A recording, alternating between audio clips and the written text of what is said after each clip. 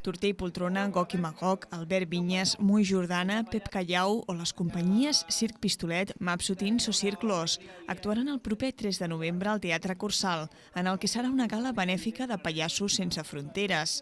Una gala essencialment de circ, on els artistes asseguren que el públic no aconseguirà aguantar-se el riure. Una gala, però, que ha de permetre als pallassos mantenir la seva acció solidària, ara que s'han retallat les subvencions.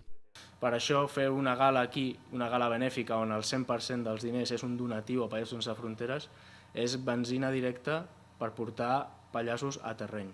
Abans de final d'any estarem treballant a partir de demà passat a l'Iraq, al nord d'Iraq, al novembre marxem a Jordània i al desembre marxem al Líban per atendre la població síria refugiada del conflicte, els diferents camps que hi han establerts a Jordània i al Líban. Fa 20 anys que Pallassos Sense Fronteres viatgen arreu del món per millorar l'estat emocional dels infants que es troben en situacions desfavorides. Per poder mantenir aquesta activitat, ja han aprimat molt tota l'estructura de l'organització, però volen continuar viatjant, encara que per a fer-ho ho hagin de fer a precari.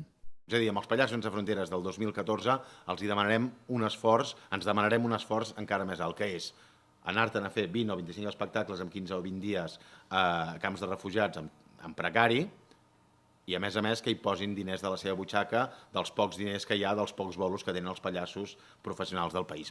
Durant aquests 20 anys, Pallassos Sense Fronteres han realitzat més de 700 viatges per un centenar de països, on han participat en més de 10.000 actuacions. Han fet riure 3,5 milions d'infants. Nosaltres anem cap allà a portar-los unes raons per riure, però que ells t'estan ajudant molt a tu a enfortir aquest sentiment del pallasso i aquestes ganes d'anar pels llocs a fer riure.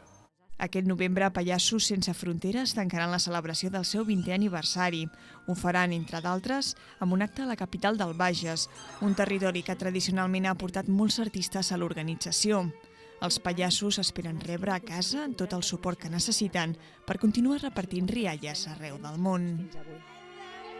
I és que 20 anys de treball donen per molt.